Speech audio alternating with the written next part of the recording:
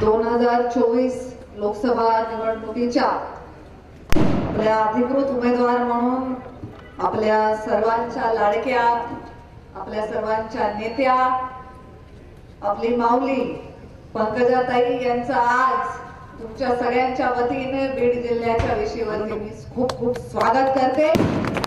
आणि ताईंनी आदेश केला त्यामुळे सन्माननीय मंच म्हणते।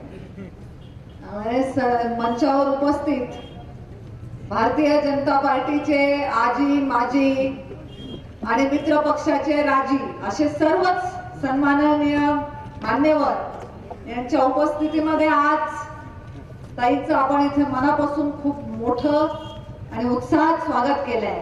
कारण या दिवसाची वाट तुम्ही आम्ही सगळे काही वर्षांपासून बघतो। मला वाटतं की बोलण्यासारखं भरपूर असलं तरी आज एवढंच सांगावं असं वाटतंय की आजच्या काळामध्ये बदलत्या राजकारणामध्ये प्रत्येक जण आपला फायदा ज्या पक्षाकडे जाण्यात होईल त्या पक्षाकडे धाव घेण्याची प्रत्येकाची इथे स्पर्धा सुरू आहे। आणि प्रत्येकाला वाटतं की निवडणुकीत आपल्याला यश मिळालं पाहिजे म्हणून किती लोकांना मी संपर्क करून लोकांपर्यंत जाऊन आपलं मतदान मागण्याचं काम लोक करतात। धोंडे साहेब म्हणाले तसे आपल्या सेलिब्रिटी उमेदवार ताई तुम्हाला मत देण्यासाठी लोकच जास्त उत्सुक आहे, तुम्ही मागण्याची गरज नाही। आज ज्या उत्साहाने लोकांनी स्वागत केलेलं आहे हे निश्चितच तुमच्या विजयाची नांदी ठरणार आहे। आणि आष्टी विधानसभा हा लोकसभेच्या विजयामध्ये नेहमीच सिंहाचा वाटा देणारा राहिलाय म्हणून आज तुमच्या जिल्ह्यात आगमन हे आष्टी विधानसभेतून होत आहे। त्याचं संपूर्ण श्रेय सुद्धा आष्टीच्या लोकांना त्यांच्या प्रेमाला आपण द्यायला पाहिजे। काय कामं मागच्या काळात झाली, काय कामं झाली नाहीत ह्याचा उहापोह आता मी करणार नाही, पण मी एवढंच सांगणार आहे की ताईंनी पालकमंत्री म्हणून आपल्याला भरभरून दिलंय, आपल्याला झोळी फाटूस्तोवर दिलंय। आज आपली वेळ आहे की आपल्याला ताईंना परतफेड करायची आहे। त्यामुळे या परतफेडीमध्ये आपण कोणीही कमी पडता कामा नये।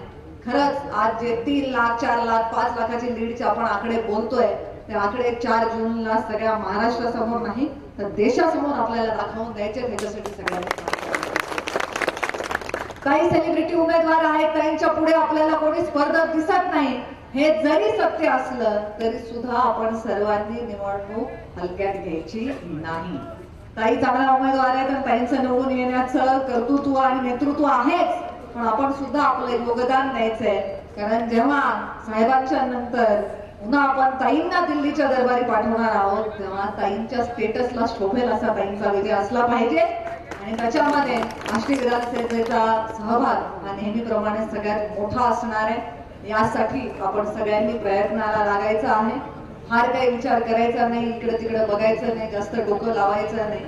माझ्या गावातून, माझ्या वॉर्डातून मी ताईंना जास्तीत जास्त लीड कशी मिळवून देईल याच्यासाठी सगळ्यांनी प्रयत्न करून 2024च्या या निवडणुकीमध्ये विजयश्री आपल्याला खेचून पुन्हा एकदा आणायची आहे आणि आपल्या सर्वांचं असणारं स्वप्न पूर्णत्वास न्यायचंय।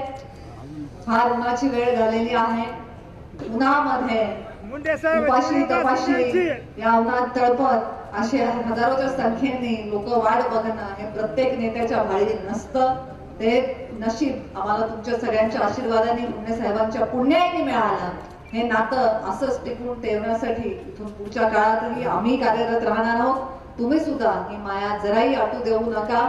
या वर्षी आपल्याला पुन्हा एकदा बीड जिल्ह्याच्या नावाने पंकजाताईंच्या नावासमोर एक मोठा विक्रम नोंद करायची आहे। त्याच्या तयारीला सगळे लागा एवढंच या निमित्ताने सांगते।